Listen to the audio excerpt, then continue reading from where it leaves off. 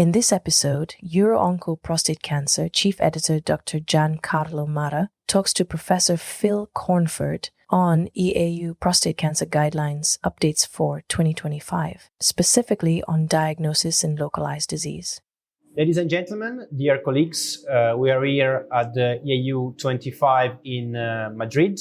I'm Dr. Giancarlo Marra, Chief Editor of the UROONCO platform. We are here at the EAU TV with Professor Philip Cornford from the University of Liverpool, who is also Chair of EAU Guidelines on Prostate Cancer. Welcome and thank you for being with us today. Thank you very much. Nice to be here. So, Friday there was the press release and we had some changes within the guidelines, of course, some updates. We won't have time to discuss all the updates because there were many, but we will focus on some of them. I think we can start with prostate biopsies. Hot topic, always hot topic, very common procedure. There were some changes in terms of where we should take the biopsies, meaning systematic or perilesional biopsies. Can you tell us a bit more about these updates? So we have seen increasingly that if you take a targeted biopsy and then a perilesional sampling, because you're probably not quite as good at doing your target as you think you are, and therefore even with fusion biopsies, you still run a risk of missing a tumour, you can then get a precise diagnosis of exactly what is the prostate is holding. And if you avoid doing systematic biopsies, then you can avoid identifying insignificant, largely ISUP grade group 1 prostate cancer that we're not really interested in knowing. The difficulty is that if you go for trying to sample the prostate, you see an extra 20% of insignificant cancer, but without finding any disease that was going to alter what you do in terms of management and planning. Yes, it is going to cause patient distress and perfect. So the umbra-penumbra concept, where we should focus more compared to going contralaterally, for example, or distant from the lesion, not to find insignificant disease. I mean, I think it's important that you take enough cores from the biopsy. People started off and they only took 3 from the focal lesion. I don't think that's enough. You want 4 minimum, 5 ideally, and then you want to sample that area for about 5 millimeters around the outside of the lesion in order to make sure that you identify any aggressive cancer that might be present. Yes, also because our precision in doing biopsies, even if we are good, is not 100%. So if we target very well all the area, the concept is we are going to get the cancer if there is cancer. Perfect. So another question where I think there was not a major change in terms of guidelines this year, but 3 trials came out. Another trial is going to be presented here at the EAU, is the concept of transperineal versus transrectal biopsy. So we know the results of the PREVENT trial, which was actually the one with the largest sample size, showed basically there are no differences in terms of infection, but on the one hand, we had transperineal biopsies without antibiotics, whereas on the other hand, the patient had to do a rectal swab, the culture needed to be read, and the antibiotic treatment needed to be adjusted. So patient doing a test, someone having to look at the test, read the results, and eventually change the treatment. How was this reflected within the guidelines? What are now the current recommendations? So our recommendations are still to stick with transperineal biopsy. The interesting thing about PREVENT is that 23% of people actually had to change their antibiotics based upon the rectal swab.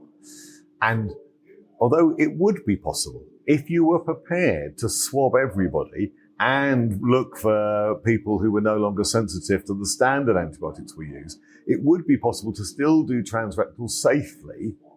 It is also true that many people are not doing rectal swabs, and therefore they run a real risk that the antibiotics they give are not going to be the appropriate ones for the organisms that are present.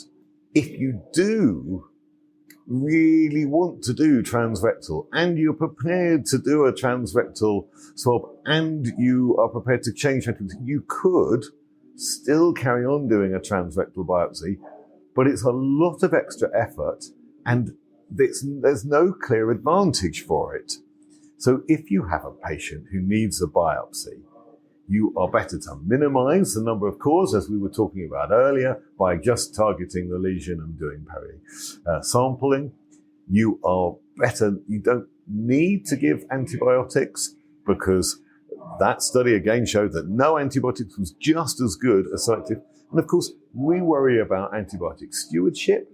We also worry about the risks of ciprofloxacillin.